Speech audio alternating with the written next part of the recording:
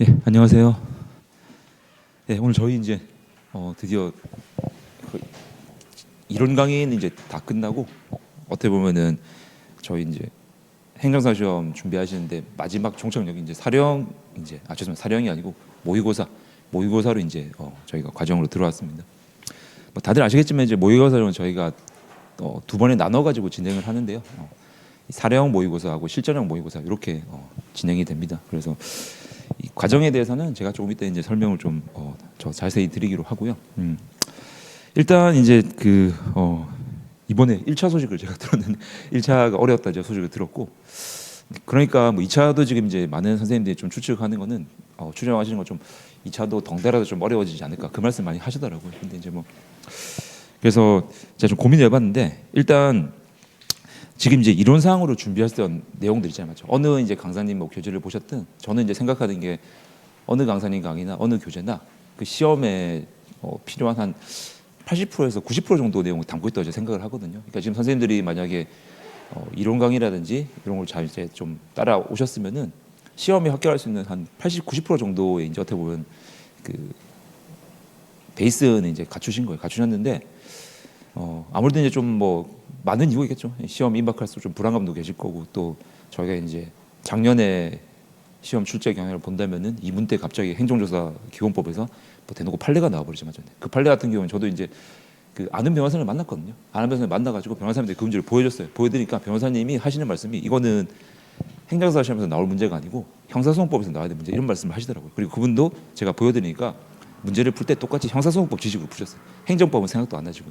그러니까 사실 이제 말씀드리고 싶은 거는 약간 이제 그 2차 시험에서 판례를 결부시켜가지고 난이도가 좀 올라간다는 거예요. 네. 작년에만 좀 그렇게 이례적으로 낸 건지 올해 돌아올 수 있어요. 저희 시험이 어떤 애는 갑자기 어려워졌다가 또 돌아오고 그럴 수 있는데, 뭐 앞으로는 제 생각으로는 이제 첫 번째 우리가 답은 알고 있잖아요. 네 문제 나오는데 첫 번째 문제 같은 경우에는 행정절차법에서 저희가 사입점적인 문제가 나온다는 거는 뭐 주지의 사실이고, 그거는 근데 이제 두 번째가 좀 애매해졌다는 거예요. 두 번째가 과거에 이제 기출들 좀 보시면 알겠지만은 사례라고 하기도 그렇고 준사례 비슷하게 그냥 약간 이제 좀 이렇게 사례를 가장한 약술로 나왔었는데, 작년에는 그냥 대놓고 이제 사례 문제가 나와버렸거든요. 그리고 그거 같은 경우에도 이제 쟁점 같은 경우에 쟁점이 하나가 아니었어요, 맞죠? 거기서는 쟁점이 두 가지가 숨어 있었는데, 좀 설명을 드리면은 일단은 경찰관이 그 혈액체에서 조사하는 거에 대해서 이 혈액체 조사하는 거를 우리가 그게 어떻게 보면은 행정조사 기본법으로 끌고 가는 그 이제 논리가 하나 필요했고, 그러니까 법조문을 이용해서 이게 단순한 행정처분, 그러니까 행정절차법적으로 가는 게 아니고 행정조사 기본법으로 가야 되는구나. 그거 하나 캐치를 했어야 되고, 두 번째로는 행정조사 기본법으로 갔을 때 그러면은 이런 위협한 행정조사에 따라서 사후적으로 이루어지는 처분이 과연 위협성을 승계할 것인가, 이제 그 두 가지 쟁점이 있었거든요. 그러니까 상당히 좀 제 생각으로는 어려운 문제가 나왔습니다. 거의 뭐 행정사 시험이라고 수준으로 보기에는 이제 그 동안의 기출 문제 봤을 때. 그래서 이제 저 좀 고민했던 게 분명히 이제 저는 그래도 확실히 말씀을 좀 드릴 수 있는 거는 했던 대로만 하시면 합격에 필요한 기초는 충분히 되는데, 어쨌든 이제 저희 시험이 뭐 그 평균 60점 그리고 이제 꽈라가 없는 이 절대적 평가라고는 하지만은 또 이제 합격권으로 가실수록 이게 또 상대평가 성격으로 이렇게 자연스럽게 변동이 되잖아요, 맞죠? 바뀌기 때문에 그래도 이제 거의 시험에 임박하고 했을 때는 남들과는 조금 더 업데이트할 수 있는 이제 그런 재료가 좀 필요하단 말이에요. 근데 그거를 지금부터 바로 이제 뭐 막 시험 열렸으니까 뭐 남들이 모르는 새로운 판례를 공부하고 이 법률에 안 나와 있는 뭐 시행령이나 시행규칙의 구석에 있는 그런 것들 다 끌고 가지고 내가 적겠다. 그거는 제가 봤을 때는 좋은 건 아닌 것 같아요. 왜냐하면은 이제 그러다 보면 자칫 주객전도가 돼가지고 나중에 시험장 들어가셨을 때 막상 써야 될 건 못 쓰고 막 엉뚱한 걸 쓰는 경우가 있거든요. 실제 작년에 제가 모의고사를 진행해봤는데 뭐 그 응시하신 분이 딱 봐도 공부를 많이 하신 것 같아요. 아마 이제 제 생각으로는 저희 행정사 시험뿐만 아니라 타 자격서도 준비를 하신 거기 때문에 행정법이라든지 그런 뭐 행정쟁송법, 절차법에 대해서 지식이 엄청나시더라고요. 많으신데, 근데 이제 문제는 뭐냐면은 막 잘 쓰시는데 정작 제가 문제에서 물어본 쟁점이죠. 절차법은 안 쓰시고 막 행정법에 나와 있는 그 일반 이론을 막 쓰시는 거예요. 그러니까 그거는 맞긴 해요, 솔직히 맞습니다. 맞는 말이고 그 내용을 제가 읽어봤을 때 와 이게 엄청나게 심오하게 쓰는데 그냥 들었는데, 문제는 그렇게 쓰게 되면 당연히 점수가 안 나오죠, 맞죠? 물어보는 걸 써야 되는 거예요, 저희 시험. 저희 시험 절차법이기 때문에 물어보는 걸 써야 되는 거고, 이게 비교를 하자면은 이제 뭐 지금 뭐 제가 이제 이런 식으로 비교하면 약간 좀 그렇긴 한데, 이제 그 축구로 치자면 이제 저희들끼리 K리그 얘기를 하고 있는데 갑자기 어떤 분이 오셔가지고 메시 얘기를 하고 뭐 호날두 얘기를 한단 말이에요. 근데 메시나 호날두 같은 경우는 K리그 안 뛰지 않습니까? 그러니까 그거 봤을 때 분명히 메시 호날두에 대해서 얘기하시면은 그분이 축구에 대해서는 지식이 굉장히 해박하신 것 같은데 지금 저희가 얘기하고 있는 논제는 해당이 안 되잖아요, 맞죠? 그러니까 그런 식으로 저희가 좀 접근을 해야 된다. 그래서 사실 많은 강사님이 강조하시겠지만은 행정사 시험은 저는 제일 이제 중요하게 생각하는 게 특히 이제 사령 가셨을 때 제가 왜 지금 말씀을 드리냐면은 답안 쓰신 걸 보면은 이제 제가 물어보는 거란지 문제에서 물어보는 거란지 저희 행정사 시험 그리고 행정 절차론의 이 성격에 안 맞게 답안 쓰는 분들이 되게 많단 말이에요. 근데 그러지 마시고 어쨌든 저희 행정사 시험은 어쨌든 진짜 기본만 하면은 합격할 수 있는 시험이에요. 지금까지는 그랬습니다. 그리고 제가 이거는 정말 저도 겪어봤고 확실히 말씀드렸기 때문에 이제 저희가 모의고사를 거치면서 이게 점진적으로 가셔야 돼요. 갑자기 처음부터 막 엄청나게 많은 양의 어떤 이 정보들을 막 습득하셔가지고 정보를 업데이트한다. 그것보다는 점진적으로 가시는 거고. 그래서 저도 이제 지금 말씀드린 것처럼 저희 모의고사, 이제 사례형 모의고사 같은 경우에도 사례형 모의고사에서 실제형 모의고사를 갈수록 점점 제가 난이도를 올릴 겁니다. 올릴 거기 때문에 이거를 이제 처음부터 막 마지막 모의고사 하고 갖고 시간도 얼마 없으니까 정말 내가 이걸 다 모아가지고 정말 한 번에 딱 정리하지 그런 거보다는 하셨던 거를 잘 반복하시면서 조금씩 이제 보완하시는 이제 그런 기회를 좀 삼으시면 좋을 것 같아요. 특히 이제 쓰는 것도 뭐 개인적으로 쓰기 연습을 해보신 분도 계시겠지만은 어쨌든 이제 모의고사부터는 쓰기 연습을 하시게 되잖아요, 맞죠? 그래서 이제 그런 것도 좀 감안하셔가지고 준비를 하시면 어떨까 싶습니다. 그래서 저희 과정에 대해서 간단히 좀 말씀을 드려볼게요. 저희가 이제 지금 사례형 모의고사죠.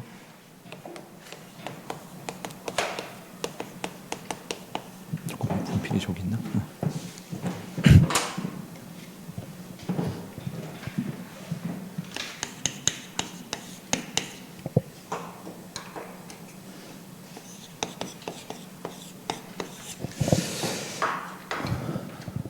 일단 이제 여기 나와 있는 것처럼 모의고사이기 때문에 선생님께서 아시겠지만은 이제 다음 주 오시게 되면은 첫 시간은 아마 이제 맞죠, 시험 보시고 50분 동안 시험 보시고 이제 2시간 이렇게 진행을 하게 되는데 수업 방식은 제가 이렇게 하도록 하겠습니다. 일단은 당연히 선생님들께서 먼저 이제 모의고사 보시고 1교시가 되겠죠. 제가 교시를 나눠 볼까요?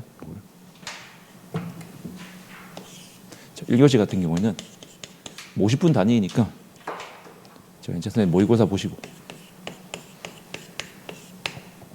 이제 2교시에는 모의고사 보시게 되면은 끝나자마자 바로 이제 모범 답안하고 이렇게 주실 거기 때문에 이제 그 모범 답안을 보면서 제가 모의고사 보신 거에 대해서 좀 논점도 잡아드리고 이런 강평을 하겠습니다. 그래서 2교시는 제가 강평을 하고요.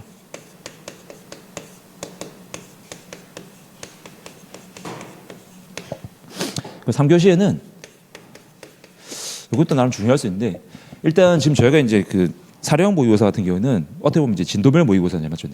이게 사례형 모의고사하고 전범위 모의고사 차이점은 뭐냐면은 사례형 모의고사 같은 경우는 저희가 진도별로 나갈 거예요. 근데 전범위 가게 되면은 이제 그때는 죄송하지만은 예측할 수 없는 문제가 막 나올 겁니다. 근데 이제 그때는 그때고 지금은 제가 진도별로 나가기 때문에 어쨌든 저는 개인적으로 생각하는 게 선생님들이 이제 그 마지막으로 그나마 좀 한번 이론들 전체적으로 좀 이렇게 스캔할 수 있는 기회는 지금밖에 없는 것 같아요. 물론 지금까지 이제 과정을 따라오시면서 잘 하셨을 거예요. 잘 하셨을 텐데 이제 마지막으로 좀 저희가 정리를 해야 되기 때문에 항상 이제 마지막 3교시에는 저희가 그 다음 시간에 나갈 진도 제가 이제 진도에 대해서는 체크해 드릴 겁니다. 오늘도 제가 이제 조금 이따가 말씀을 드릴 텐데 그 다음 시간에 시험 볼 진도와 관련해 가지고 제가 마지막으로 좀 서머리를 하겠습니다. 꼭 아셔야 될 만한 거. 그래서 교재 같은 경우에는 제 강의 들으신 분이라면 제 강의 교재 가져오셔도 되고 다른 선생님 강의 들으신 분이라면 가져오셔도 상관없습니다. 어느 거라도 가져오셔가지고 정리할 수 있게만 가져오시면 되고 대신에 이제 좀 부탁을 드리고 싶은 거는 요 3교시를 한 다음에 3교시 한 내용 있죠. 요 같은 경우는 선생님들께서 나중에 이제 귀가를 하셨을 때 꼭 복습을 하시기 바랍니다. 마지막으로 저희가 이제 이론 정리를 제대로 할 수 있는 거는 지금 시간밖에 없다고 저는 생각하기 때문에 사례형 모의고사를 저희가 보고는 있지만은 이론 정리도 반드시 같이 하시는 걸로 좀 제가 최대한 좀 선생님들한테 압축해서 말씀 많이 드릴 거기 때문에 같이 한번 이제 정리하고 외울 것도 외우고 포인트를 짚어드릴 테니까 그걸 좀 보시면 좋겠습니다. 그래서 3교시 같은 경우에는 저희가 이제 요약을 하고 그리고 솔직히 이제 선생님들의 실전성을 조금 제가 바로 올려드리기 위해서는 이 진도를 요약을 한 다음에 무작위로 내면 참 좋겠는데 그렇게 되면 너무 처음부터 좀 아무래도 힘드시겠죠. 그래서 이제 일단 제가 저희 지금 8회고 7회 정도 저희가 모의고사 보잖아요, 맞죠? 한 2, 3회 정도는 제가 일단 나올 만한 것들 좀 이렇게 찝어드릴 테니까 그거 위주로 보셔도 되고 그냥 그렇게 좀 문제를 대놓고 예고하는 건 아니고요. 어느 정도 예고를 하겠습니다. 예고를 할 테니까 이제 그 범위에서 좀 보시면은 좋을 것 같아요. 그래서 상도시는 저희가 요약도 하고 요약된 요 내용을 바탕으로 이제 다음 차시에 모의고사 범위가 되겠습니다. 이해되죠? 이런 식으로 제가 진행을 할게요. 그리고 이제 이렇게 한 다음에 선생님들 거를 아마 제가 이제 그 시험 보시고 제가 바로 받아갈 거예요. 바로 받아가 가지고 그 다음 주 아마 시험 이제 저희 응시하시고 오시면 2교시 때 제가 아마 채점한 거를 나눠 드리게 될 겁니다. 첨삭한 거를. 그래서 첨삭 나눠 드리게 될 거고요. 그래서 뭐 저희가 그냥 이제 모의고사를 보는 것도 중요하겠지만 두 번째로는 요 내용은 제가 이제 어떻게 보면 일방적으로 이제 진행을 하는 과정이고 선생님들은 또 저랑 또 교감을 해주셔야 돼요. 두 번째가 이제 저희가 이 모의고사 보신 거에 대해서 다음 차시 이제 첨삭을 해서 드리겠죠. 첨삭.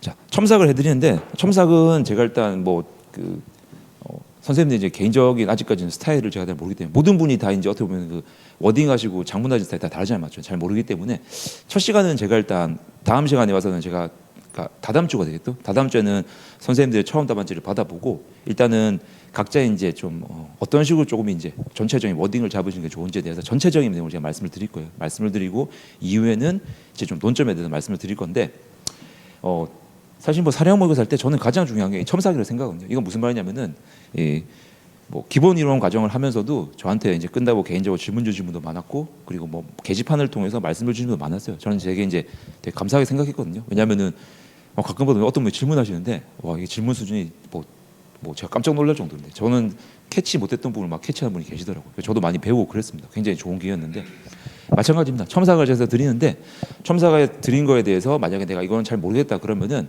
제가 계속 말씀드리지만은 제가 드린 거에 대해서 선생님들이 바로 저한테 가져오시면 안 됩니다. 한 번은 고민을 하셔야 돼요. 이거 무조건 한 번은 고민을 해보시고 고민을 해봤는데 이해가 안 된다. 근데 고민을 많이 하실 필요 없어요. 딱 한 번 고민했는데 도저히 모르겠다. 그럼 바로 저한테 들고 오시면 된다는 거예요. 그래서 첨삭을 하시고 저한테 중요한 거는 반드시 이제 저하고 피드백을 같이 하셔야 돼요. 그러니까 예전에 이제 저희가 기본 인연의 심화 강의 할 때는 시간이 좀 있었기 때문에 만약에 공부를 하시다가 잘 몰랐다. 그럼 넘어가셔도 상관없었어요. 다음에 뭐 공부해야지. 다음 기본 때 내가 잘 몰랐는데 말 그대로 내가 심화 때 보겠다. 괜찮습니다. 그건 심화 때도 돼요. 근데 지금은 이제 진짜로 시간이 없잖아요. 맞죠? 시간이 없기 때문에 사례형 모의고사를 보시고 여기 요약 강의를 보시면서 정리를 하셨는데 내가 잘 모르겠다. 그러면은 그거는 바로 저한테 물어보세요. 절대 그거를 막 이 마음에 담아두시고 넘어가시면 안 돼요. 지금 담아두게 되시면은 이게 언제까지 가냐면 시험장까지 가거든요. 이해되시죠? 그러니까 요거를 반드시 저랑 좀 이렇게 피드백을 받으시면서 정리를 하실 것을 저는 좀 추천을 드립니다. 네. 뭐 그게 만약에 좀 나는 뭐 강사하고 말 섞기가 좀 그렇다 그런 분들은 네, 전화 주 그러니까 문자나 게시판 다 괜찮아요. 그래서 제가 이게 제 전화번호거든요. 아시는 분도 계시겠지만 여기 적어드릴 테니까 이게 전화번호고 010 문자 남겨주셔도 괜찮습니다. 7238-7897. 그러니까 루트는 여러 가지 있는 거예요. 일단은 저한테 이제 이거 뭐 전화나 문자 주셔야 되는데 가능하면은 문자 주시면 좋을 것 같아요. 제가 좀 업무 특성상 바뀌는 시간이 많아요. 그래서 낮에는 잘 못 받기 때문에 문자 주시게 되면은 제가 뭐 연락 드릴 거고요. 뭐 전화가 좀 애매하다 그러면은 제 이제 이건 이메일입니다. 얘기해주고.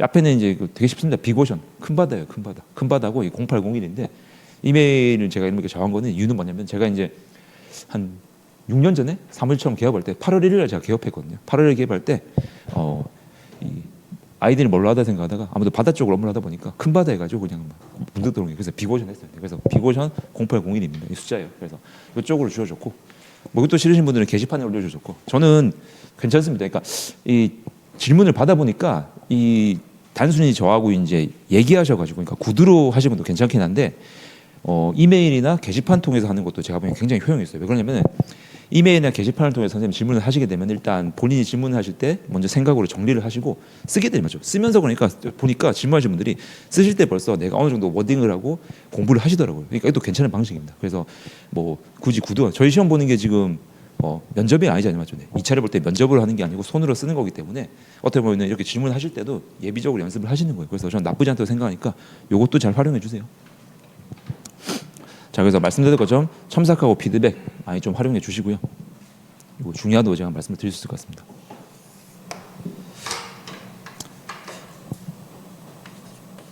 자, 3번. 그럼 이제 사령 모의고사 과정을 통해 가지고 제가 이제 이 두 달이 끝났을 때 과연 선생님들이 이제 어떤 이제 좀 이렇게 성취까지 좀 올라오셔야 되냐. 이걸 제가 말씀을 드리자면은 그 저는 사령 모의고사 끝났을 때 개인적으로 제가 바라는 거는 이 지금 기본적인 이제 이론이 있죠. 사령 모의고사가 끝났을 때 시험장 들어가셔도 최소한 뭡니까? 우리가 40점에서 한 50점 정도 정말 낮다고 하더라도 그러니까 과락은 무조건 넘어가야 돼요. 제가 지금 목표로 삼는 거는 이게 선생님 들어보시면은 강사가 너무 좀 목표를 낮게 잡는 거니까 생각하시는데 물론 계속 말씀드리지만은 지금 기본 과정이나 심화 과정을 뭐 잘 따라오신 분들이라면은 과락을 안 받을 베이스는 충분히 돼 있어요. 돼 있는데 그걸 더 확실히 하자는 거예요. 저희가 아무리 이제 뭐 고득점을 받는다고 하더라도 저희가 지금 네 과목 치는데 네 과목 중에서 세 과목을 정말 고득점을 받았어요. 뭐 70점, 80점 받았다. 근데 한 과목이 39점이 나왔다. 그럼 떨어지는 거죠, 맞죠? 작년도 그렇고 재작년도 그렇고 제가 봤을 때 이 수강생분들 중에 진짜 아쉬운 분들이 그런 분들이 있거든요. 작년 같은 경우는 진짜로 저희 민법에서 폭탄이 터져버려가지고 아쉬운 분들이 되게 많았단 말이에요. 제 수업 들으셨던 분들 중에서도 지방에 이제 개인 선생님인데 제가 뭐 밝혀도 될지 모르겠지만 점수를 되게 잘 보셨어요. 근데 민법이 38점인가 나와가지고 진짜 너무 아쉽더라고요. 딴 거는 막 60점 나오시는데 되게 이제 똑똑하시고 그래서 이제 그런 거 제가 아쉬웠기 때문에 근데 그건 어쩔 수가 없죠. 시험 제도가 그렇기 때문에. 그러니까 항상 이제 시험을 준비하실 때 이 과락이라는 거를 저희가 우습게 보면 안 되는데 과락은 이제 예측 못 하거든요. 네. 저희가 작년에 뭐 학원에서도 이제 순위도 매기고 하는 식으로 해보지만은 학원에서 항상 모의고사 때 나왔던 일반적인 순위가 또 시험의 마지막 순위하고 또 연결되지도 않아요. 그러니까 그걸 감안할 때는 일단 저희가 기본이 중요하다. 그래서 이 사령 모의고사를 통해서 일단은 우리가 이 기본이란 거, 기본기를 확실하게 저희가 잡자는 거예요. 저는 이게 중요하다고 생각합니다. 그리고 여기에 조금 더 이제 추가를 하자면 기본기를 잡으시고 어쨌든 모의고사이기 때문에 선생님들이 시험장 들어가서는 쓰는 부분이 있으니까 쓰는 거에 대해서 조금 불안감을 더시면 좋겠어요. 내가 써보니까 별거 아니구나. 이거 뭐 그냥 쓰면 되겠구나. 그러니까 사령 모의고사가 끝났다고 해가지고 막 그 다음날 바로 시험장 들어갔는데 완벽한 답안을 썼는데 그걸 제가 바라는 건 아니거든요. 저는 사령 모의고사 끝났을 때 선생님들이 그냥 문제가 주어지게 되면은 조금 부족하더라도 주어진 시간 내에 뭡니까? 전략을 잘 세워가지고 써보고 해가지고 그 시험은 내가 칠 수 있구나. 이 정도까지 올라오시면 된다는 거예요. 물론 이제 거기서 부족한 부분들은 저희가 또 실전형 모의고사를 하면서 메꿀 겁니다. 그러니까 일단은 기본기에다 저희가 약간의 이제 시험장 들어가셨을 때 현장감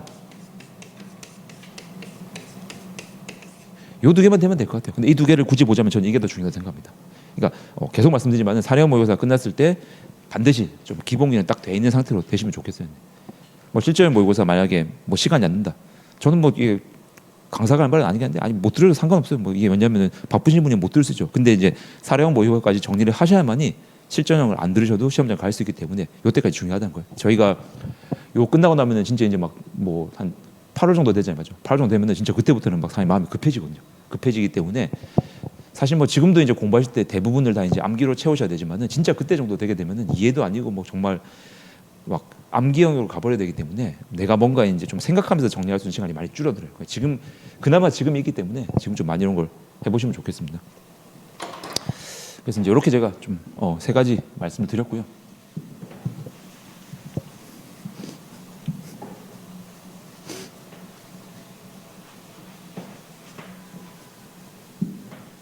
자, 그럼 첫 시간이니까 요거는 뭐 다들 알고 계실 것 같긴 하지만 많이들 궁금해하시는 게 이제 그러면 이제 뭐 대체 답안 어떻게 작성해야 되냐 그런 말씀을 많이 하셔가지고요. 목차 정도만 해가지고 제가 가볍게 한번 말씀을 드리도록 하겠습니다. 근데 뭐 계속 뭐 제가 뭐 지금도 말씀드리지만 저희 시험은 사령 한 문제, 지금 이제 약수령 세 문제가 나오고 있죠. 그래서 뭐 절차법 이제 출제 경향을 본다면은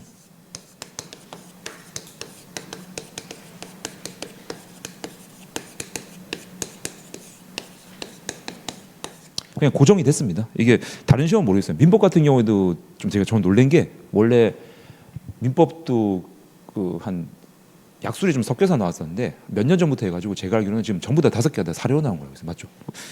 절차로는 그렇게 되면 안 될 텐데 맞죠? 그래서 선생님들이 빨리 합격하셔야 됩니다. 올해 무조건 합격하시고 모든 선생님이 다 말씀하시지만은 저는 참 이게 뭐 꼭 좋은 방향은 아니라고 생각되는데 이게 시험 회차가 거듭되면 이게 어려워질 수밖에 없거든요, 맞죠? 저희가 알고 있는 굉장히 위에 있는 이런 상위 자격증들 같은 경우도 시험 초기의 문제를 보시면 깜짝 놀라실 거예요. 정말 진짜 단순했습니다. 뭐 막 90년대 초반에 치러진 시험들 보면은 진짜 와 이거 뭐 그냥 뭐 문제지가 그냥 뭐 문제를 보면은 네 줄에 네 줄. 1번 뭐, 2번 뭐, 3번 뭐 해가지고 정말 간단했단 말이에요. 근데 이제 그런 시험들도 회차를 거듭하다 보니까 어려워지죠. 예전에 사법시험 같은 경우에도 90년대 사법시험 문제를 보실 분은 보시면 알겠지만은 그때는 사법시험 같은 경우는 사령 문제가 거의 안 나왔거든요. 약수령 문제밖에 안 나왔습니다. 그러니까 이 좀 표현이 거치가 한데 하여튼 그냥 쓸데없이 어려워지고 있는 거예요. 근데 이제 저희는 그 쓸데없이 매몰되면 안 되기 때문에 빨리 좀 탈출을 저희가 해야 되겠죠. 그리고 충분히 더 탈출할 수 있으니까요. 절차부 출제형 절차론이에요. 죄송합니다. 절차한 출제형 같은 경우에는 자, 일단 지금까지 나오는 첫 번째 문제 해가지고 이게 사입자 문제 나오지 않죠. 1문으로 갈까요?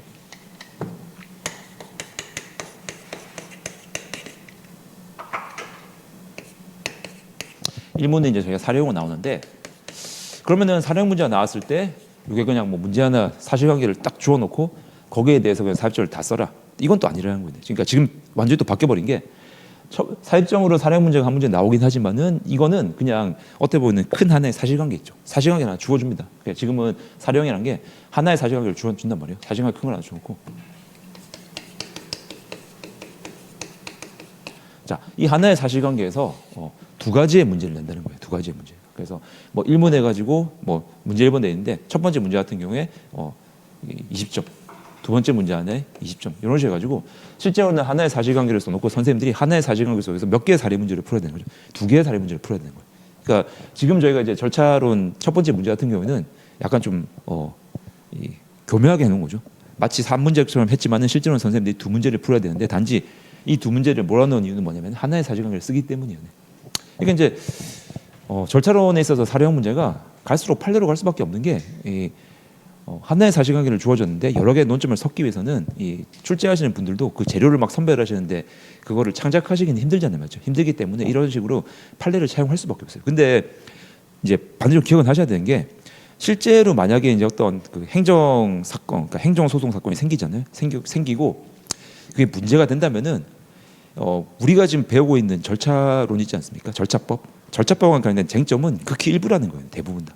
저도 이제 현업에서 뭐 행정심판도 많이 하고 그러는데 행정심판 해보게 되면은 뭐 들어볼 이제 저희 행정심판법도 배우고 계시죠. 보면은 보통 뭐가 있으면 청구할 때 우리가 일단 이거 해달라. 근데 이거 안 되면 요거 해달라. 무슨 뭐 주의적 청구, 예비적 청구 나오잖아요. 나오는데 주의적 청구를 걸 때 뭐 변호사님도 그렇고 행정사님도 다 뭐 대부분이 절차법에 관련된 쟁점을 주의적 청구로 거는 분은 아무도 없어요. 대부분 처음 거는 건 다 뭘 거는 겁니까? 어떤 처분 같은 게 내려왔을 때 처분의 그 내용상의 문제 있죠. 그걸 걸고 두 번째로 이게 안 됐을 때 그럼 절차소모가 문제가 되겠다. 이 말은 무슨 말이냐면은 이 절차론에 나오는 절차법 절차 같은 경우에는 실제로는 굉장히 이게 그냥 형식적인 절차라는 거예요. 이거는. 그러니까 이 판례가 나온다고 하더라도 그 판례를 만약 그대로 전면 낸다? 그럼 낼 수가 없어요. 왜냐 내버리면은 거기에는 이 절차법 저희가 배우고 있는 절차법 문제뿐만이 아니라 뭐까지 끼어들어가는 거죠. 행정법에 당연히 끼어들기 때문에 그렇게 내버리면은 문제가 너무 어려워지거든요. 그럼 출제 오래 걸린단 말이에요. 아니 절차법을 시험 범위에 놓고 왜 무슨 뭐 행정법 관련된 일반 이론을 내냐? 그러니까 항상 이제 말씀을 드리는 게 이렇게 문제가 두 개 나오기는 하지만은 우리가 실제로 판례가 이제 적극적으로 뭔가 이 판례 결론을 끌고 와가지고 문제를 구성할 수 있는 거는 대부분 다 한 문제에 그친다는 거예요. 한 문제. 그러니까 한 문제 정도는 판례를 끌고 와가지고 여기서 문제된 절차법의 쟁점을 문제로 만들 수 있는데 나머지 한 문제는 판례에서 끌고 오고 싶어도 절차법에 대해서 쟁점이 없기 때문에 이걸 막 끌고 올 수가 없어요. 그러니까 당연히 이거 같은 경우에는 위에 사실관계에 나왔던 어떤 것들이죠. 저희가 행정절차법에 나왔던 여러 가지 처분들도 있고 여러 가지 절차도 있죠. 그런 절차 관련해 가지고 그냥 약술 비슷하게 물어볼 수 있다는 겁니다. 저희 이제 기출 문제 중에 그 5회 때 문제였네. 5회 때 문제를 보면은 공청회 문제가 나왔었거든요. 공청회 문제가 나왔었는데 그 공청회 문제 보시게 되면은 사입자문제 문제 해가지고 1번 같은 경우에는 약간 무슨 뭐 사령처럼 만들었어요. 근데 2번은 뭐였냐면은 막 얘기하다가 갑자기 끝에 뭐가 나왔냐? 그냥 당시에는 전자공청회였죠. 이미 바뀌었습니다. 마지막에 그냥 온라인 공청회도 쓰라고 했어요, 맞죠? 그러니까 사령 문제가 나왔을 때도 이 경향이 이 두 개를 다 사령으로 구성할 수도 있겠지만은 이렇게 보니까 그냥 약소론처럼 낼 수 있다는 거죠. 이해되시죠? 그래서 제가 말씀을 드리고 싶은 거는 일단 지금 이제 보시면은 이 1문이 4.4령 문제고 요거는 저희가 절차법이라는 걸 알고 있어요. 절차법. 근데 사실관계를 낸다고 해서 판례를 차용할 수 있는 거는 우리가 실제 문제가 나왔을 때도 별로 그렇게 생각보다는 깊이 안 들어가요. 딥하게 못 들어간다는 거예요. 판례를 내고 싶어도 절차법에 나오는 우리가 절차론에 나온 내용만으로 판례를 구성하기에는 뭔가 없어요. 이게 대원 판결이 나왔는데 대원 판결에서 뭐 절차법에 무슨 뭐 이게 뭐 심오하게 뭐 학설이 나오고 어떤 말이에요? 절차론이라는 게 절차법이라는 게 우리가 말 그대로 절차잖아요, 맞죠? 되게 기계적이고 형식적이기 때문에 이거를 무슨 뭐 행정법의 일반 이론처럼 민법처럼 막 고민해가지고 이걸 무슨 뭐 막 학설을 뭐 한다? 그건 제가 봤을 때는 큰 의미 없기 때문에 이제 약술처럼 비슷해가지고 그냥 단순히 조문을 적는 문제 나올 수 있으니까 선생님들 이제 준비를 하실 때 우리가 절차론에서는 제일 중요한 게 사료형 문제거든요. 사료형 문제를 잘 잡아야 돼요. 그리고 많은 분들이 이제 절차법 자체가 뭐 이런저런 이론도 있고 좀 이해하기 어렵다. 그래서 뭐 점수를 내가 고민이 많이 된다 말씀하시는데 실제로는 그렇지 않습니다. 절차법은 지금 우리가 알고 있잖아요, 맞죠? 나머지 세 개 같은 건 좀 이따 말씀드린 나머지 세 개 같은 경우에는 우리가 나머지 7개 법령에서 뭐가 나올지 모르죠, 맞죠? 모르는데 아니, 절차법 같은 경우는 지금 대놓고 행안부 쪽에서 첫 번째 문제를 절차법에서만 내고 있잖아요, 맞죠? 그러니까 시험 범위가 딱 박혀져 있고 배점이 3점 가 있기 때문에 여기서 우리가 이제 어느 정도 점수를 획득하냐가 뒤에 엄청 영향을 미친다는 거예요. 사료형 문제만 잘 풀고 어느 정도 점수를 받으시게 되면은 제가 봤을 때는 과락이 나올 일은 절대 없어요. 절차론에서는. 왜냐하면 뒤에 거 약수론 같은 경우에도 우리가 공부를 충실히 했다면은 최소한 어느 정도 배점은 저희가 가져갈 수 있거든요, 맞죠? 이해되시죠? 그래서 이제 중요한 건 어쨌든 사료형 문제입니다. 자, 그래서 이렇게 제가 이제 좀 말을 꺼낸 게 아까 이제 제가 자세히 설명 안 드렸었는데 저희가 지금 사료형 모의고사를 쭉 보게 되는 거죠. 쭉 보는데 진도별이기 때문에 원래면은 지금 제가 이제 뭐 일정표를 보면은 한 절차법 같은 경우에는 2회나 3회 정도 하게 되면 끝날 거예요. 원래 끝나야 되는데 이 사료형 문제가 너무 중요하기 때문에 제가 선생님들 이제 좀 예고를 하는 게 원래는 진도별로 나가야 되긴 하겠지만은 저희가 7회 모의고사를 보면서 항상 첫 번째 문제는 제가 무조건 절차법 문제를 내겠습니다. 네, 사료형 문제로. 그러니까 진도별로 나가긴 하는데 나중에 하게 되면 제가 이제 네 문제를 내겠죠. 네 문제를 내는데 나머지 세 문제 같은 경우에는 저희가 나갔던 진도에 맞게 낼 거예요. 근데 절차법 같은 경우에는 제가 7회를 하면서 첫 번째 문제는 절차법으로 고정을 시킬 거예요. 계속. 그리고 고정을 시키고 그것도 저희가 이제 배웠던 뭐 조문이라든지 판례 있죠. 그러니까 절차법 문제를 푸시면서 좀 중요한 판례도 같이 좀 정리할 수 있게 제가 그렇게 낼 거기 때문에 하여튼 무조건 절차법은 지금 말씀드린 게 저희 과정을 쭉 진행하는데 제가 3교시 때 그 요약을 한다고 했죠, 맞죠? 요약하고 다음 시간에 저희 모의고사 볼 거 진도를 말씀드리고 그랬는데 절차법은 그거와 상관없이 항상 뭡니까? 복습을 하셔야 돼요. 네. 이해되죠? 그냥 절차법은 계속 복습하셔야 제가 그런 거예요. 네. 이해되십니까? 네, 그래서 이제 절차법은 제가 항상 사료형 모의고사에서 1문으로 박아놓고 갈 테니까 네, 나머지 세 개는 제가 그냥 진도에 맞춰가지고 해당 파트의 문제를 내겠습니다. 자, 그래서 이렇게 이제 저희가 하나 정리했고 두 번째 같은 경우는 이제 2문부터는 4문이죠. 요건 이제 저희가 알고 있는 소위 이제 뭐 단답식이라는 말을 좀 쓰기 그렇습니다. 단답식이라는 걸 딱딱 이제 단어만 적는 거기 때문에 이건 저희가 알고 있는 약술식이에요. 약수령.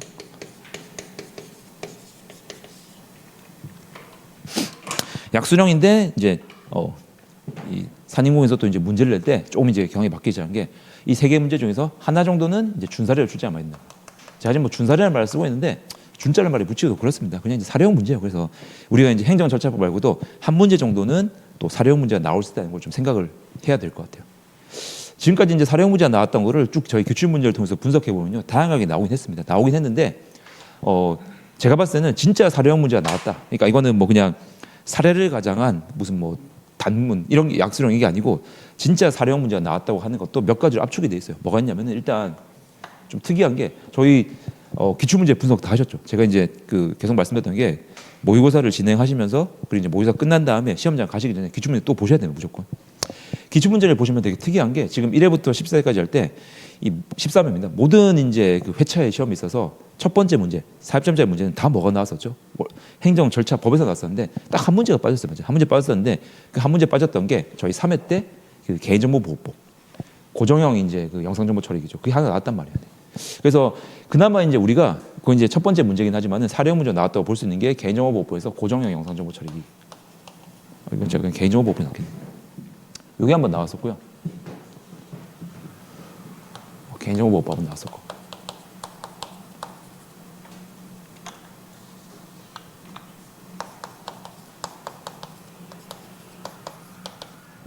그리고 이제 뭐 저희 9회부터 11회까지 기출분석 되신 분들 아시겠지만 뭐가 연속으로 나왔습니까? 정보공개법에서 이제 뭐 소위 뭐 어떻게 보면 정말 필연적인 조합이라고 할 수 있는 비공개 대상 정보하고 부분공개를 묶어가지고 그러니까 계속 나왔죠. 그게 되게 특이한 게 9회부터 11회까지 연속으로 3번이 나왔어요. 똑같은 유형, 거의 똑같은 유형이었습니다. 저는 이제 저 시험이 되게 특이하게 생각하는 게 일반적으로 출제위원분들이 출제를 할 때 한 번 정도 냈으면 그 다음 회차에서는 똑같은 논점을 안 내거든요. 근데 지금 보면은 되게 최근인 9회부터 11회까지 이 정보공개법에서 비공개 대상 정보와 부분공개를 섞은 논점이 3번 연속 나왔단 말이에요. 그것도 다 사료형은 나왔단 말이에요. 그래서 이제 정보공개법.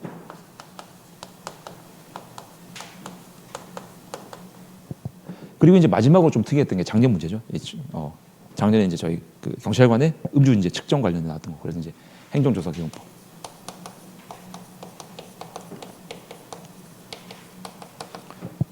그래서 준사례가 나왔는데 지금 보면은 다른 것들도 조금 나오긴 했어요. 나오긴 했는데 그런 것들은 사례라고 보기도 어려워서 제가 뺐습니다. 그나마 저희가 이제 행정절차법을 빼고 나머지 7개 파트에서 좀 사례라고 할 만한 나왔던 건 요 3개인데 이 3개 중에서도 직접적으로 판례를 차용하고 있죠. 직접적으로 판례를 가져온 거는 요거밖에 없어요. 나머지는 직접적으로 판례는 없었어요. 판례는 없고 그냥 사례를 만든 거예요. 창작자. 그 말은 무슨 말이냐면 판례를 몰라도 그냥 배웠던 이론을 뭡니까? 논리적으로 풀어냈으면 정답 나왔던 거기 때문에 그럼 보면 지금 이제 우리가 판례가 나왔던 지점이 저기 나와 있는 절차법이 판례가 나와 있던 주지의 사실이고 여기 보시는 행정조사기본도 판례가 나오고 있죠. 맞죠? 근데 이렇게 2개 판례가 나왔기 때문에 그럼 행정조사기본 판례를 우리가 또 빠삭하게 알았냐? 그건 아니라는 거예요. 왜냐하면 작년에 나왔죠. 나왔기 때문에 올해는 행정조사기본법에서 또 판례가 나오고 하진 않습니다. 네. 저는 제외시키고. 그리고 여기 안 나오긴 했지만은 저희 행정조사기본법 바로 다음에 나온 게 뭐죠? 행정규제기본법이죠. 근데 행정규제기본법 같은 경우는 애초에 그 법 자체가 무슨 쟁송이라든지 분쟁을 예정하고 만든 법이 아니에요. 그거는 지금은 이제 다 정리가 돼 있겠지만은 우리가 딱 행정규제기본법을 떠올리시면은 뭐가 하나 나와야 되겠습니까? 신기술 서비스 제품 나와야 되죠, 맞죠? 그러니까 그거는 소위 벤처 하시는 이제 젊은 사장님들 있죠. 그런 사장님들이 뭔가 이제 신기술로 사업을 해보고 싶은데 여러 규제가 있으니까 그 규제를 풀어주려고 만든 거기 때문에 이 법 자체에 관련해 가지고는 거기에 대해서 우리를 풀어주려고 만들었는데 막 소송을 건다? 발생할 수가 없겠죠. 그러니까 판례가 나올 수가 없어요, 솔직히 거의는. 그 판례가 뭐 나올 수도 있겠지만은 지금 단계에서는 저희가 행정규제기본법이 판례를 정리할 필요는 전혀 없다는 거예요. 거기는. 그럼 그 다음에 나오는 거 이제 잘 알고 계시는 뭡니까? 과태료 맞죠? 과태료 부과에 관련해 가지고 질서위반 행위 규제법인데 이 질서위반 행위 규제법 같은 경우에는 솔직히 판례를 내려면은 차고 넘칩니다. 판례라기보다는 제가 봤을 때는 거의 심판례가 차고 넘칠 거예요. 왜냐? 우리가 이제 그 형법 같은 경우는 형사 판례가 차고 넘치잖아요, 맞죠? 근데 방금 말씀드렸던 이 질서위반 행위 규제법 같은 경우도 완벽한 형법의 마이너 버전이거든요.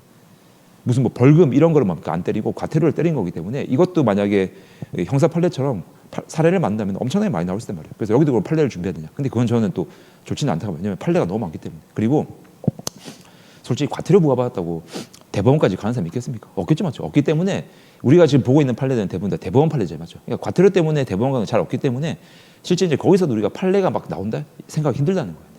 자, 그러다 보니까 이제 실질적으로는 그 밑에 나와 있는 주민등록법이나 가족관계 등록법 같은 경우는 더더욱 판례를 공부할 필요가 없죠. 출제도 안 되고 있는데.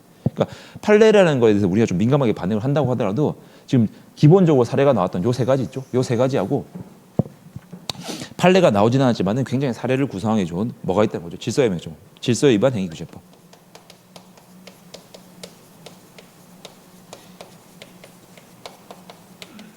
요 4가지 정도로 저희가 뭔가 이제 사례형 문제가 나온다면 준사례가 나온다면 압축을 할 수 있다는 거예요.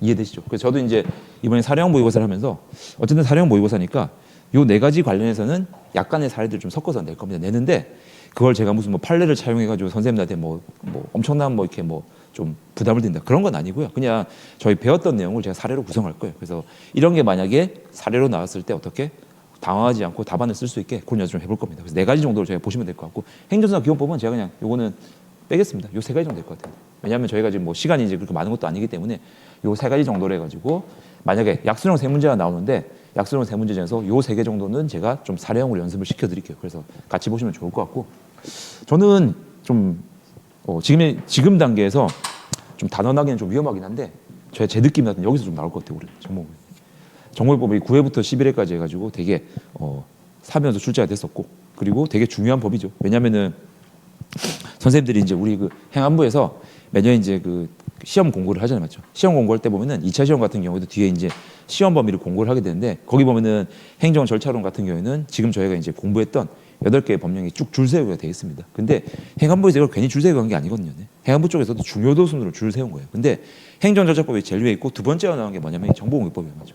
그러니까 정보공개법은 우리 행정절차론에서 행정절차법 못지않게 원래는 되게 중요한 법이고요. 실제 나중에 선생님들이 이제 행정사 시험 합격하시고 실무 가시잖아요. 이게 엄청나게 중요해요. 저도 지금 업무할 때마다 이걸 안 쓰지 않거든요. 무조건 어떤 업무가 있으면은 그 행정청에 대해서 뭐 어떤 이제 그 협의를 하기 전에 무조건 정보공개 청구를 해요. 해가지고 거기 나온 정보를 바탕으로 해가지고 제가 협의를 하거든요. 왜냐하면은 가서 무슨 정보 달라고 해봤자 문서 달라고 해봤자 안 준단 말이에요, 맞죠? 그러니까 이거 해가지고 하기 때문에 굉장히 중요한 법입니다. 그리고 앞으로 저희 시험 회차 강화될수록 이 정보공개법 같은 경우에는 제 생각으로는 요거 자체를 되게 심화해서 내가 되게 높단 말입니다. 판례도 많아요. 종목 판례가 되게 많기 때문에. 근데 판례 같은 경우에도 좀 중요한 판례는 제가 교재에 실어놨고 뭐 어쨌든 뭐 선생님들이 공부를 하시면서 좀 보셨을 거예요. 그 정도만 아시면 충분합니다. 충분하기 때문에 뒤에 나온 약수량 같은 경우에는 저희가 이렇게 좀 사령부를 준비를 하도록 하겠습니다. 그래서 옛날 같으면은 제가 그냥 이제 세 문제를 다 약수로 준비하시라는 말씀을 드리겠는데 지금은 그럴 수가 없어요. 한 문제 정도는 우리가 약간 사령 문제 비슷하게 나온다고 저희가 생각을 좀 해야 되겠습니다. 그래서 뭐 바꿔오면은 약수량이지만은 뭐 이건 1+2가 되겠죠. 이런 그냥 약간 이제 사례 비슷하게 준사례다. 자, 그래서 이렇게 이제 저희가 좀 출제 경향 정리를 할 수 있을 것 같고요. 이제 많은 분들이 이제 답안 쓰실 때 되게 이제 많이들 목차도 그렇고 이제 고민을 하시더라고요. 그래서 이제 목차 말씀드리기 전에 몇 가지 이제 많이 물어보시는 거에 대해서 좀 답을 드릴게요. 일단은 이제 저희 시험 그 다음 주에 당장 이제 평가를 보시게 모의고사를 응시하시게 되면은 용지를 이제 시험장에 들어가면 똑같은 시험지를 주십니다. 그래서 이제 보시게 되는데 많이들 물어보시는 게 거기 보면 뭐라고 적혀있냐면은 이 문제 크게 한 두세 가지 정도 될 것 같아요. 문제를 이제 번호를 쓴 다음에 옆에 뭐라고 되어 있냐면은 그 문제에 대해서 약수라 요약하라고 되어 있어요. 그러니까 이런 식으로 문제를 물어봤다면은 이렇게 뭐 문제 1 이렇게 돼 있고 어떻게 쓰냐면 문제 1 돼 있고 답안 이렇게 쓴 다음에 옆에다가 그 문제의 내용에 대해서 약간 이제 요약해서 쓰라는 거예요.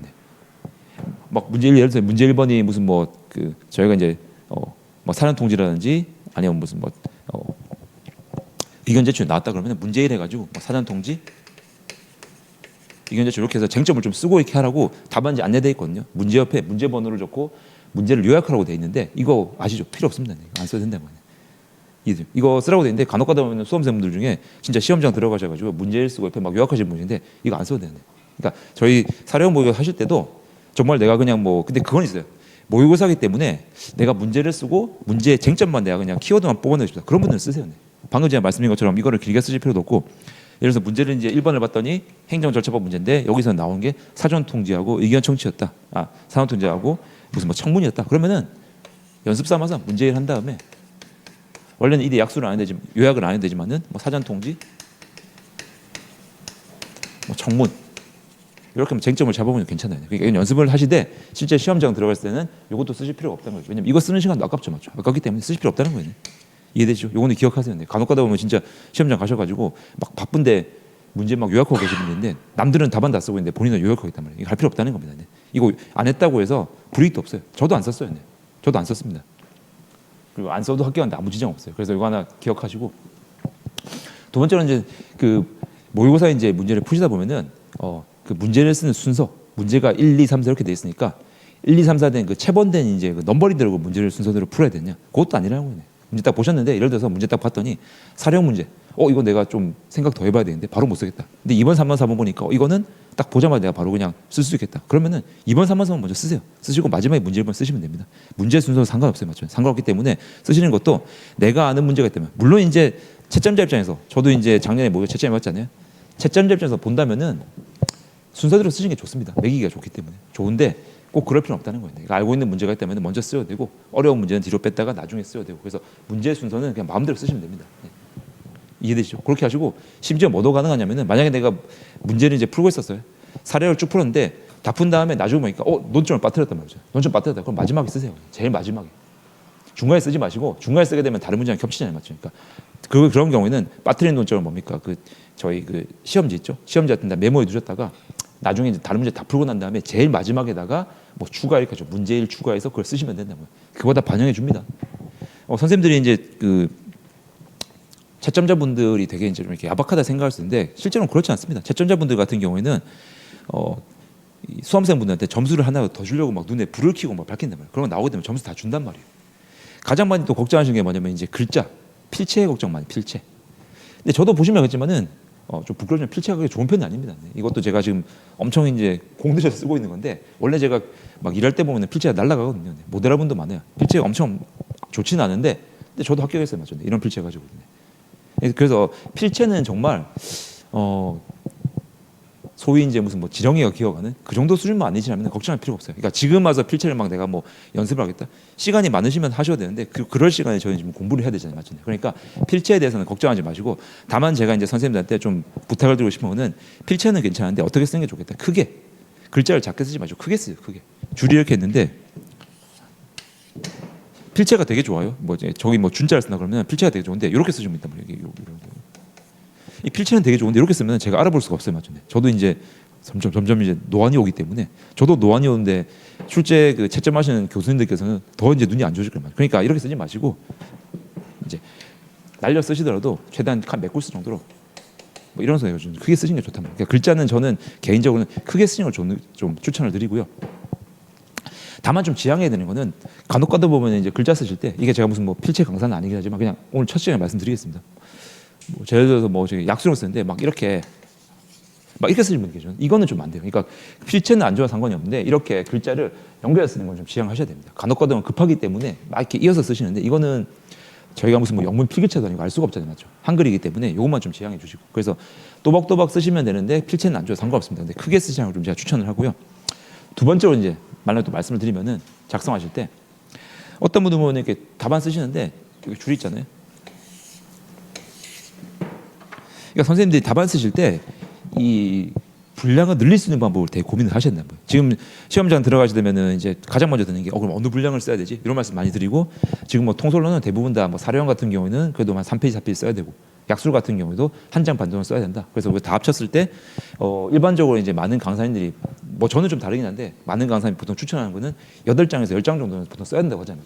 더 많이 쓰게 된다면 10장 넘어게 쓰라고 하는데 저는 개인적으로는 분량은 전혀 상관없다고 생각합니다. 분량 자체는 근데 절대적인 분량이 있긴 해요. 너무 적으면 안 되지만은 방금 말씀드린 한 7장, 8장 그 정도는 돼야 되는데 그거는 저희가 고민할 필요가 없는 게 나중에 공부가 되시고 쓰다 보면은 내가 분량을 생각하지 않는 분량은 나와요. 솔직히. 나오기 때문에 자연스럽게 가시면 되는데 다만 그러면 이제 분량을 할 때 되게 안타까운 게 되게 잘 쓰였어요. 분량도 잘 쓰였는데 어떤 분들 보면은 막 이렇게 쓴다. 여기서부터 써가지고 답을 막 쓰는 이게 이제 저희 시험지잖아요. 칸이 이렇게 있죠. 있기 때문에 이렇게 했는데 막 이렇게 쓴단 말이에요.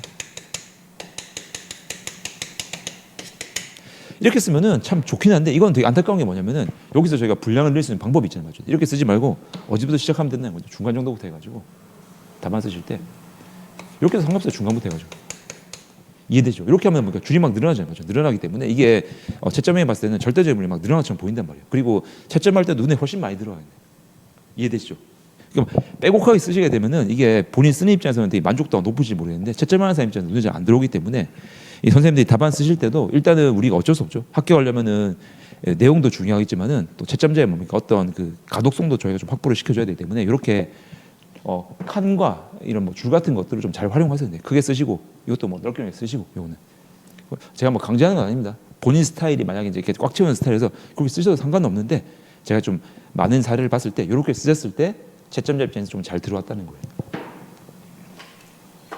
이해되시나요? 자, 그래서 이제 요거 한번 제가 말랑에 설명을 드렸고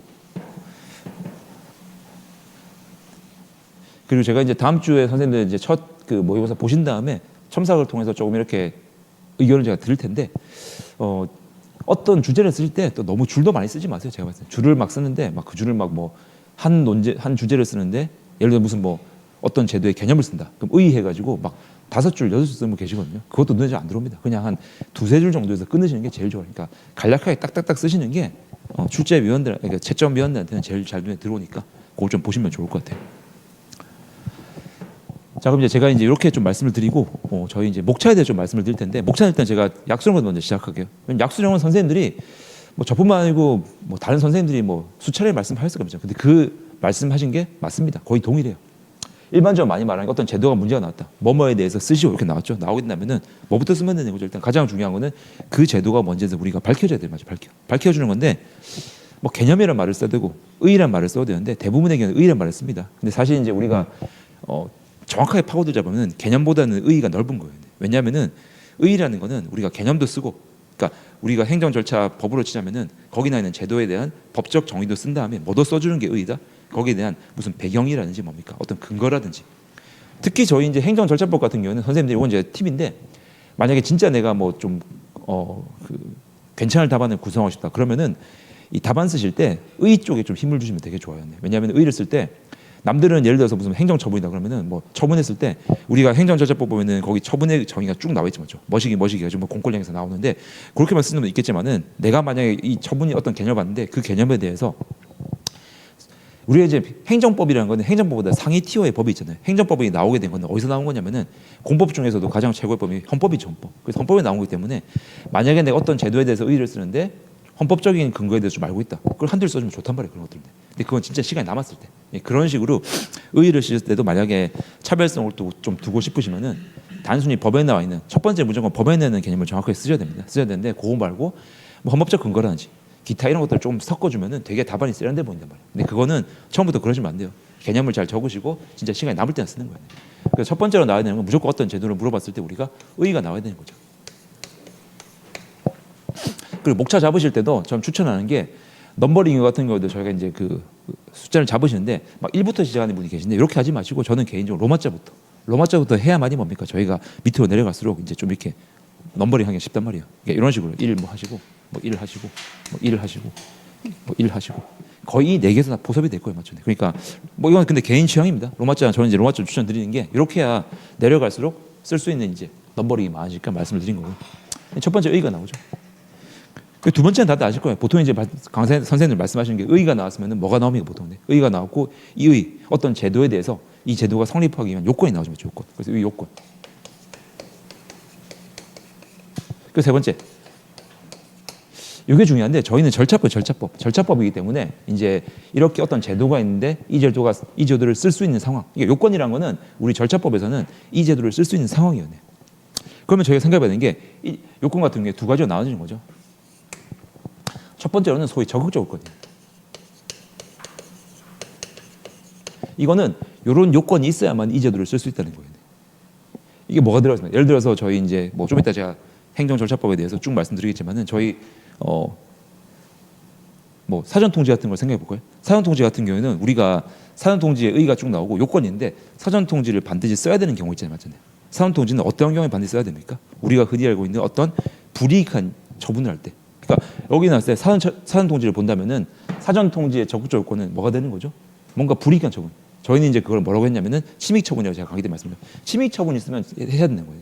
요건이에요, 요건. 근데 자 일반적으로 저희가 배웠던 것처럼 사전통지 같은 경우에는 적극적 요건보다는 뭐가 더 중요한 거죠? 소극적으로 중요해요. 소극적 요건. 소극적 요건은 뭐냐면은 위에 나오는 적극적 요건은 요게 있어야만이 뭡니까? 이거를 쓸 수 있는 건데 밑에 있는 거는 이게 나오면 이걸 쓰면 안 된다는 거예요. 쓰면 안 된다는지. 특히 이건 절차이기 때문에 쓰면 안 된다는 관점보다는 뭐를 할 수 있는 거다? 생략할 수 있다는 거예요. 생략할 수 있는 거. 그래서 이 소극적 요건이라는 거는 제가 좀 흘렸었는데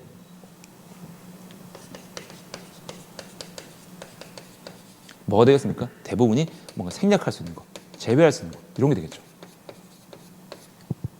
절차론을 쭉 공부하셔서 아시겠지만 우리 절차를 쭉 보시다 보면 대부분의 제도들이 뭔가를 쓸 수 있는 때가 있지만은 예외도 많이 나오죠. 특히 사전 통지하고 저희 의견 제출, 의견 청취 같은 경우에는 너무 중요하죠, 맞죠? 저희가 알고 있죠. 두 문자로 외웠지 않습니까?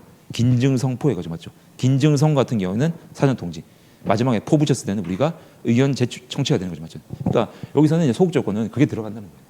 그러니까 저희 절차론 답안을 쓸 때는 요건에서 적극적 요건도 중요하지만 이렇게 생략할 수 있는 사례들이 되게 많이 나오기 때문에 요거를 뭡니까? 의의 때 같이 적어줘야 된다는 거예요. 만약 넘버링을 잡으신다면 요때 이제 일반 요건 적고 싼 거를 1번하고 2번 이렇게 잡으시면 되겠죠. 그래서 요거는 생각하세요. 우리가 절차론 답안 쓸 때는 이게 이 제도를 우리가 쓸 수 있는 요건도 있지만은 이 제도를 뭐다? 생략하거나 제외할 수 있는 요건도 있겠구나. 그걸 항상 생각하시면서 요건을 두 가지를 가져가야 된다는 거예요. 자, 이렇게 하고요. 시간이 저희 이제 다 됐네요. 다음 목차부터는 제가 뭐 끊어서 죄송했는데 10분 쉬었다가 제가 다시 이제 처음부터 하도록 하겠습니다.